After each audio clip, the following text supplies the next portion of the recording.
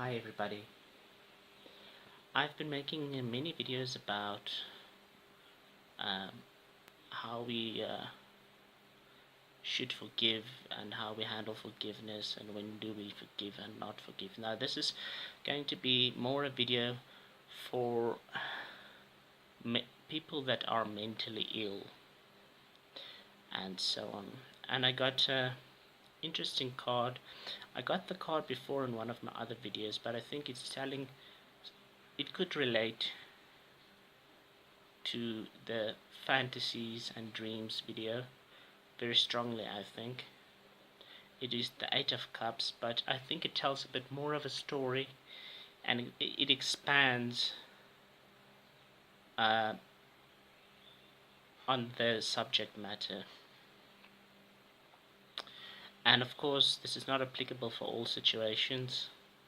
This also connects, of course, to my videos forgiveness and compassion, or compassion and forgiveness, and how forgiving the unforgivable. But I don't think this is a video for people who have been hurt. I think this is more a video for people who actually are on the other side of the fence, or whatever you would like to call it, and uh, how we can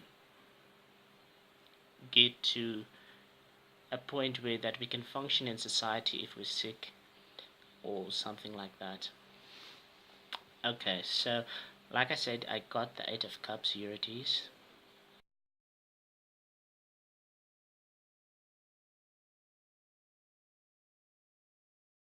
So interesting about this card, the man is stacking his cups once again and is walking away. But now I'm asking myself a story. Where's the story in this card? Okay, so these cups are stacked in an isolated area with no houses in sight, so it's desolate and it's remote and isolated. And cups are about what we receive, so I think since cups also associate with social connections, this is very powerful. And while I was shuffling, I also got another card that fell while I was shuffling, the Two of Cups, and I'll come back to that in a minute.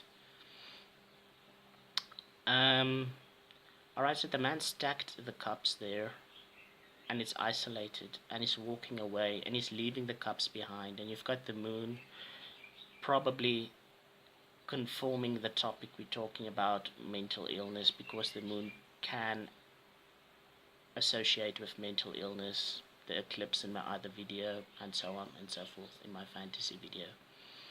So have you noticed that certain people who have certain mental illnesses find their comforts in things that they cannot share with a lot of people, or they feel they need to hide it, their pleasures, their mental creativity, their desires, whether they're dark or not. Perhaps they think it's dark and it's not. So people, this man, he stacked it, and in a very specific way. So that can indicate things like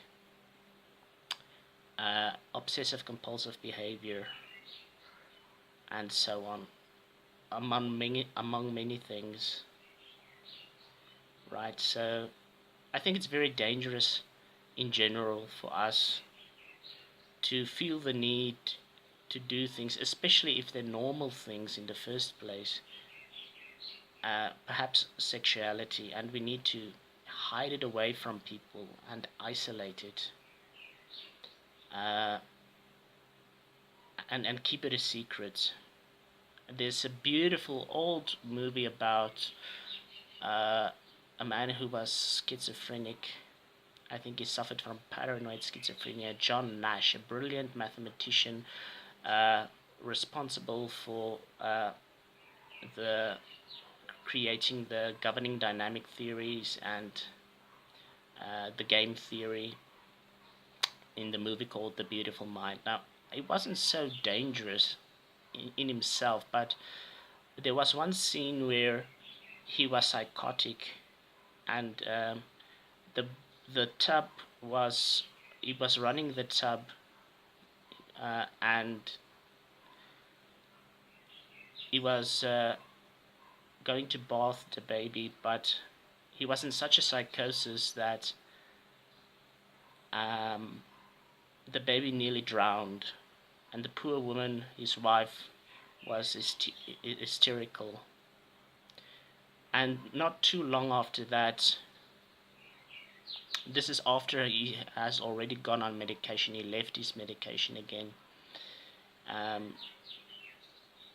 There was a shack outside his house or his property somewhere in the thick of the woods or something, and he's been doing exactly what this man in the Eight of Cups has been doing, stacking cups and leaving it, finding his pleasures and illusions in secret. And he was cutting out magazines and looking for secret codes in magazines that didn't exist. And even if it did exist, nobody believed him. And he was addicted to finding patterns in almost anything. And even if he was brilliant, he was sick. But he learned later during the movie how to control it. So be careful. How do we know we may have some kind of mental illness? It's when you feel the need. I think one of the reasons is you feel the need to isolate yourself and do certain things that are normal, especially if they're normal, I said, in secret. And if they're not normal, you do them in secret. So maybe you have a hidden place on your computer and you hide things there. Or maybe you have a certain thing. So I think it basically boils down to the fact being socially awkward. And sometimes there's no good reason for it. So when you're socially awkward to a high extreme, I think because they're cups, it means there's a problem. Because in my fantasy video, I said the man wanders away from the structure. I talked about how if your fantasies and daydreams are not in balance with your consciousness, what you think of you can do. And maybe with some people that are mentally ill, that's a bigger problem. Actually, you live your life doing radical things and you think it's okay.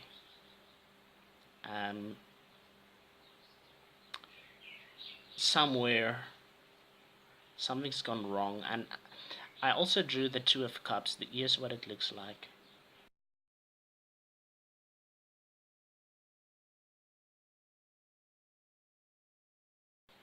Okay, so in a way that does not just indicate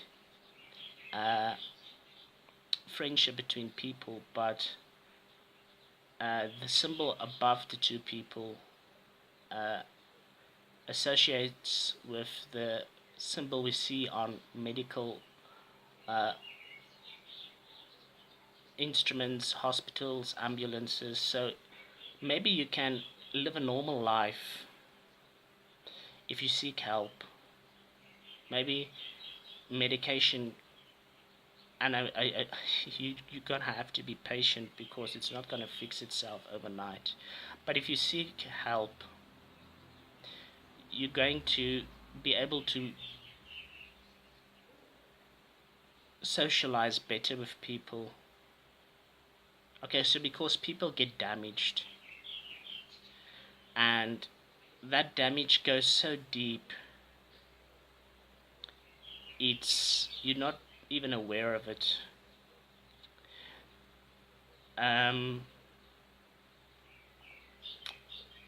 So I think the Two of Cups also tells us, don't isolate yourself completely. If you have things that are interesting to you that other people don't like, or you feel you can't show it to them, or maybe it's something forbidden, uh, if it's something forbidden, you need to seek help in the first place. But also, do socialize with people,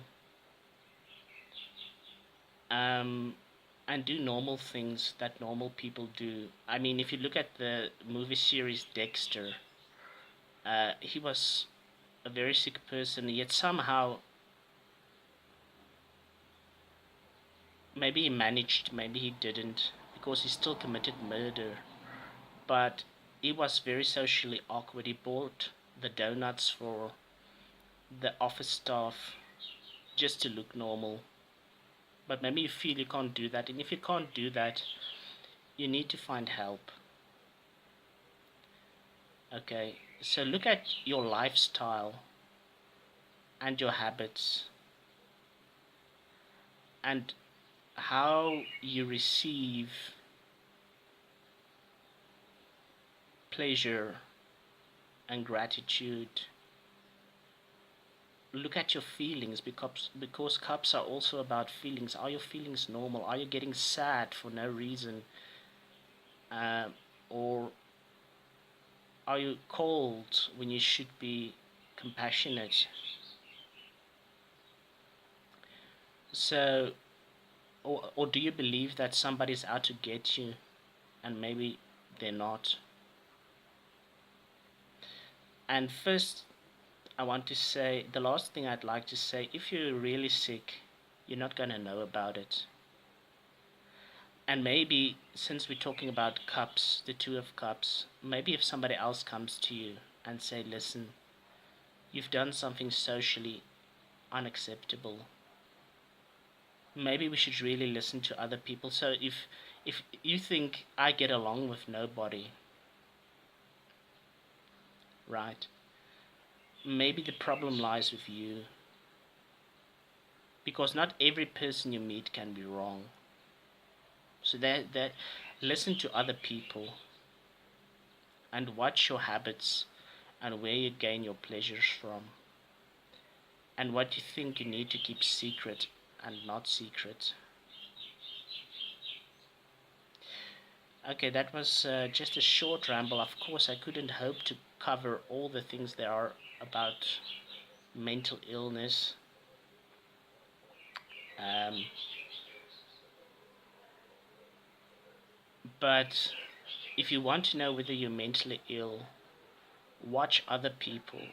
If you think every single person you meet is strange, maybe you're strange. Because I take myself for example. I think many people are strange, but not everybody I meet is strange. I've got good friends, I get along with a lot of people. If you have no friends, that's also a red light.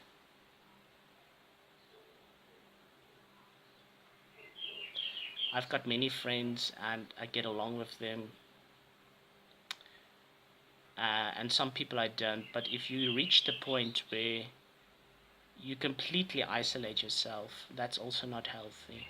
Okay, so those are a few ideas, and seek help while you can before something bad happens. And if you're watching this video and maybe I'm not getting through to you, that's okay as well. Um, and if you feel that you agree or disagree with me, leave your comments and questions below. Maybe we can have a conversation. Okay, cheers.